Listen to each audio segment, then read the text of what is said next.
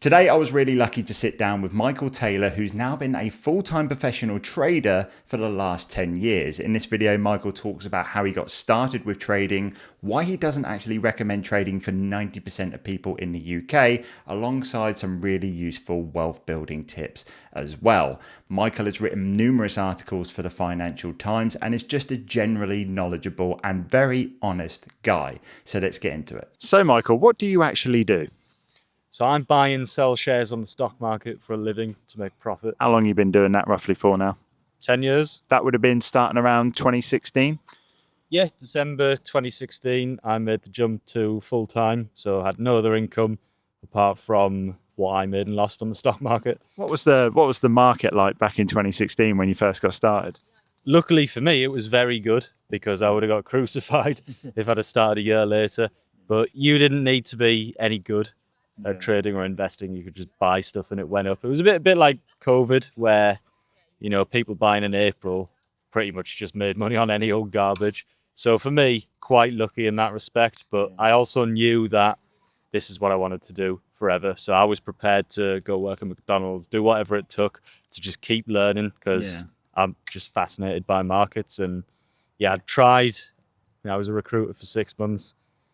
Wasn't the worst job in the world, but I didn't really want to do that for the rest of my life. And was there anything that made you look at, right, I want to take a look at this? Yeah, so it was probably during the GFC. So I remember one day Northern Rock was in the headlines because it had jumped 25%. And the GFC, global financial crisis, And I remember thinking, that's amazing. If you knew why that moved, that is an insane move. Yeah. And so that sort of triggered the curiosity, I think. But I've always been interested in business, like business strategy, things like that. So I think it was probably a natural evolution. But I put money into a FTSE 100 tracker and it didn't really do that well. So after I'd finished my master's degrees, and then decided to try and do it myself, started reading Peter Lynch, going down the rabbit hole, even read books on value investing. And luckily for me, it all worked out so far. So hopefully I'll be doing it another 10 years. Yeah, no, that's really interesting to know. And it's really good to actually talk to someone, because most of the people that are going to be watching this are coming from the other side of the coin. Let's call it investing. Yeah. You're a trader. So there is a big difference between those terms. What would you say is the main difference, between somebody like myself that's just very much index fund and chill, letting somebody else do all the work for me, rather than what you're actually doing on a day-to-day basis? So I'm looking at assets, assessing the risk to reward, and working out what my upside and downside is. Whereas if you're an investor, you are buying shares of a business. So how do you find companies that you want to trade and things like that? I guess this go for a typical day. What time do you wake up? What do you do? What time do you clock off? What does a day look like for a professional trader? Because the one thing I want to preface is, when I think professional traders, all I see online is people driving around in Dubai with Lamborghinis, checking their phone, showing this chart. It all seems to look the same. Yeah. What does a day for a real trader actually look like? So I am LSE, so UK stocks only, long short. So the news comes out, the RNS's regulatory news service at 7 a.m. So I'll be at my desk around 6:30, FT, checking the overnight news, making sure there's no huge underlying story. And then it's just a case of keeping track. So I will know a lot of these companies because I've followed them for years. So, for example, I might not have traded a company for years, but I'm still tracking it. And there might come a point where the story's changed, the market hasn't fully appreciated it, and that essentially is my opportunity. So basically, RNS has come out. Do I want to trade anything? I've got my filters, I've got my color coding. If I don't, then it's a case of just making sure everything opens as it should, and then I can go do whatever. As long as the work gets done, it is a lot of hours. So, for example, we're filming this today. I'll be back on the train. I'll be researching what's happened. I'll be catching up on, maybe there was some companies this morning that I've added to the watch list. I'm going to read the broker notes. Maybe they've done company presentation, learn a bit more what they say they're going to do. And it's basically just keeping on top of everything. So my best trades are 3 to 9 months. I do intraday trading, but this idea that you need to be at the screens all day, every day is not true. But you do have to do the work. As long as the work gets done, that is fine. But yeah, COVID, 16-hour screen days for months on end. And I loved it, so yeah. A lot of people say that trading is like gambling, and I know that you've got a bit of a different opinion on that. Would you say that what you do is gambling or not? Well, by definition, it is gambling. You are betting on uncertain outcomes. The difference is I'm gambling with an edge. Yeah. So I've got the data to show that, if I'm right 60% of the time, I'm risking 1 to make 1 to 2 or one to make 3. If I do enough trades, I will make money. So again, think of the casino. They're not going to let you drop 2 million on red, but they will happily let you do that through hundreds of spins and probably give you free drinks and free food because they've got that little green zero. That means they win 2% of the time. Yeah. And that is essentially, I am the casino. Yeah. That is how I operate as a business. Yeah. And if you are not going to do the work and operate like that and treat it as a business, then you've got no chance. And what's your win rate looking like right now, if you can share that at all? Yeah. So it depends what sort of strategy. If it's intraday, it's like 50%. Yeah. So half of them are losses. Generally, it's in the low 60s. When the market's absolutely flying, it will typically edge up. But then I'll also trade less when markets are bad. But yeah, it's in the 60s, yeah. Just a quick word from the sponsor of this video. If you're after a commission-free investing platform, I highly recommend checking out XTB. Not only can you invest into stocks and ETFs commission-free, but they also offer a flexible stocks and shares ISA, so you can invest tax-free, but you also won't be penalized for withdrawing any of your contributions during the year. Currently, right now, they're also offering up to 4% interest on any of your uninvested funds. So head to the link in the description down below for more information. And a big thanks to XTB for sponsoring this video. Now, let's go back and let's pretend I wanted to get into trading. I've got a bit of an investment background. Like most of the people watching this, I invest into an all-world tracker. Where would you say for somebody like me that has no real clue about trading stocks, where should I start? Like the absolute basics. If I wanted to learn how to read a stock and learn what is potentially going to go up or even go down in some cases. Right. Well, first of all, should you start trading? So if you think you've already got money invested, is that time better spent on learning how to get better returns or just making more money and putting it into the ETFs? Because that is going to be the biggest driver of most people's wealth earnings and the amount that you earn. Now, obviously, if you earn 300k and spend 300k, you're going to retire poor. But obviously, that doesn't factor in taxes, but you know what I mean. If you spend all of your money after tax, you're not going to build wealth. And someone earning 50k but investing 5 is going to become wealthier over time. But if that person earning 50k earns 100 and their lifestyle doesn't creep up that much, they've got a whole load more money that they can invest. So should you start trading? That's only you can decide. But if you don't love it, you don't love the idea of markets and being switched on and reading things, then probably not. But if you did, I'd say start on my YouTube channel. Yeah. But of course, that is for UK shares, UK stocks only. If you want to trade Forex, good luck. It's very difficult because, again, it's negative sum. I wouldn't recommend anyone to trade Forex. What should you avoid then? Find a market that you are happy with and you can learn about. So I don't trade US stocks because I don't feel like I've got an edge. Yeah. I've got transferable skills like risk management, position size, and the work ethic. Yeah. But I know a lot of nuances about the London Stock Exchange that most people just have no idea about. I've got good relationships across the city, which it's not necessary to be successful, but it helps and gives me a bit more in my arsenal. Yeah. So yeah, I would question, if you haven't started already, why would you start now? Yeah, I mean, if I was you, I'd just focus on earning more and putting more into the ETFs. I think that's probably the better situation, because you're only going to start off with a small amount of money, right? So let's start, you start off with 10k. Takes you a few years to actually generate returns higher than 10%. Yeah. It's not, if you think about it in terms of time value of money, it's not worth it. Yeah. So what you're trying to say basically is, unless you really want to go all in on learning about balance sheets, reading different profit and loss statements, going to annual shareholder meetings, because I know you do a lot of that as well.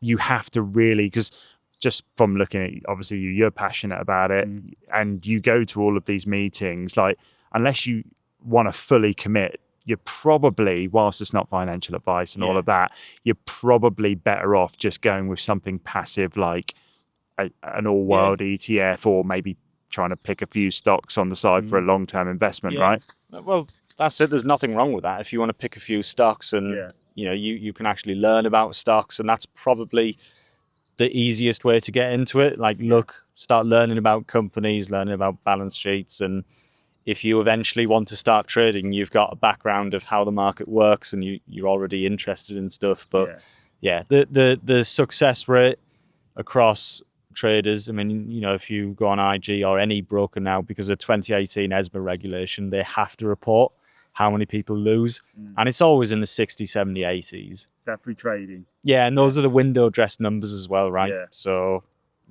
most people aren't going to stand a chance unless this is something you genuinely enjoy. Yeah. And if you're just doing it for the money, you're going to burn out pretty quick. Yeah. And one of the biggest myths is that you cannot trade your way up and make a sustainable living unless you've got a lot of money to actually start off with. But yeah, I know you can start small, but that's going to take a very long time, isn't it? Like, a lot of people think that they can get into trading with £100, £500, and within a couple of months they can turn it into their full-time living. But that's just completely unrealistic. Am I right?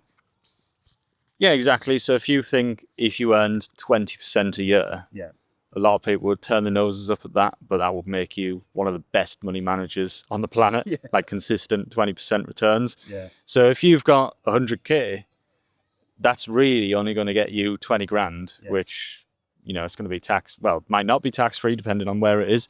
Yeah. It's not really enough to live off, is it? No. So even if you've got 100 grand, and I did it the wrong way, I'm obviously going to be a hypocrite for saying this, but do not borrow money to trade. Yeah. Even though I literally did that. I took a 25 grand loan from Deutsche Bank, piled it into the market.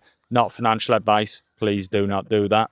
But I calculated the risks and thought, well, I don't have a mortgage, don't have kids. Yeah. I'm young. If there's ever any time to try and find out what I can do back in myself, now is the time. And I had a hard cap on that money where if I lost a certain amount of it, I'd just say, well, look, it didn't work out. Yeah. Go get a job. At least I tried. But yeah, you really need quite a lot to actually sustain a living. So I would say, again, it's not really worth it, because you have to trade small anyway to learn. There's no point starting off with a lot of money and then losing it, which a lot of people do. Yeah. So yeah, you build it up gradually, build the investments gradually. If it's something you want to learn, start small, take your time, don't rush into it. But you probably find out that you end up losing. It's not really worth it. And if you actually want to build wealth, it's simply earning more, committing more to 8 to 10% ETFs. Maybe pick some stocks if you want to. Maybe buy some active funds that have got exposure to non-correlated areas. Yeah. But essentially, this is my full-time job. Yeah. The content is on the side. I can't see myself ever doing anything else because I just love it. Yeah. But if you knew that was you already, you would know. Yeah. So if you've ever thought about trading and never started, you probably shouldn't really start, because you would have started already, if that makes sense. Full transparency, the people watching this will know that I'm as passive as it gets. People call me the ETF final boss, really. At the end of the day, I literally have one all-world investment. It hasn't always been like that, and I'm not saying it always will be like that, but right now, the thing that I've really found comfort in is focusing on increasing my income and taking all of my focus away from trying to pick stocks and diversify ETFs. It was only 3 or 4 years ago, going back, where the biggest mistake I've ever made is, I remember one day I was sat there looking at Facebook profit and loss sheets. I was tuning into their earnings call, working out if I was going to go and reinvest back into them because I'd invested into them before. And then when I looked at it, like the capital I had to invest into Facebook was £2,000. And I was sitting there thinking, I've just wasted 2 days here trying to work out if I'm going to put £2,000 into Facebook. Now, I don't know what their best year of returns is, but let's say they had a really good year of returns of 20%, let's say. That's made me £400. Now, all I have to do is put £500 into an all-world fund, and I'm automatically better off, and that takes me 60 seconds to do. So, but it's really interesting to know about, like, with the trading, because, like I say, I've known you for a while now, and I watch all of your videos, which we'll link below. But some absolute smashes recently. So every time I log on to TikTok, Chris does 6,000 likes. So I appreciate that. If somebody was starting from zero, what do they do? Let's say they already have a job. Well, I would think, how do I get promoted? How do I earn money? Is there some sort of skill I can acquire that will make me more marketable to other employers, where I can get a pay jump? Let's say, so for example, I did a lifeguard course for 200 quid, and my earnings went up threefold per hour. Obviously, I don't know how, because I've never really been fully employed. I don't know how realistic that is. But job hopping or bumping up your earnings is what is going to drive your future wealth. And you should always try and invest in yourself into getting your earnings power up before you start investing, in my opinion. Because you're going to get 10% maybe in the FTSE All World, obviously not guaranteed, and some years it's going to be up or down. But over the long term, you can expect 8 to 10%, I would say. But if you can do something that boosts your salary by 20, 30%, that compounds into the next year, and you can use that as a platform to get something paid even more. I mean, it's a rare situation, but one of my friends got a job that was literally double his salary that he was on, which is insane. So, and that's like unlikely, right? But, you know, even if you were getting 10, 20, 30%, that's pretty good, and it compounds. And if your lifestyle doesn't shoot up, you can contribute more to ISAs. As you've already said, that is going to be more beneficial over time to your future wealth than trying to optimize your investments and trying to eke out like an extra percent. Fair enough, if you're BlackRock and you got 100 million, you wake up the next day, you got 100 million, 1%'s a lot of money. But on anything sub $1 million, it's 10 grand. It's not I mean, I don't want to say it's not worth it, but there are probably higher value opportunities elsewhere and better returns on time. And would you say, for the kind of majority of people, avoid trading, you're probably going to do better off? I'm talking for the majority, just putting your money in an all-world fund and just focusing on contributions rather than trying to trade your way, or, like in my case, trying to find yourself an edge on something you're never going to find an edge on.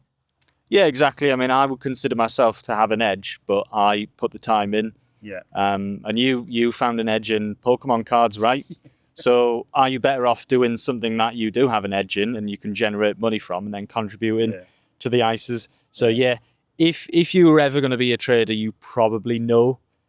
But you know, if you're thinking, oh, I might get into trading, it sounds quite interesting, then just give it a miss. I mean, it sounds a bit hypocritical from me, I know, but you look at the success rates, and is it actually worth it? Probably not. And what I would say is, if I didn't start when I started, I'm not sure I ever would have been a trader, because once you've got the mortgage, once you've got the kids, stepping away from a nice salary, very different, because I don't take a salary.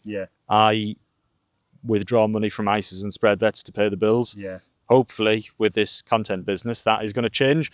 But, you know, that is a real head spinner. If you've been on a nice salary, you've had the comfort of money coming in every month, to go from nothing, that is going to increase your stress levels by about 1,000% easily. So if anyone did want to start getting into trading, start dealing individual shares, maybe go part-time and see how that works. But don't quit your job to trade. That is the worst thing that you could do. That's brilliant. And what I really liked about the conversation we just had is that it's coming from somebody that is very passionate about what they do. And in most cases, people will say, you need to do this. But you've turned around and you've given me a really honest answer that trading is not for everybody. No. And I know not everything is, right? And what I really respect about yourself, and this is very rare from a stereotypical trader, is that whilst you do have paid courses and paid products.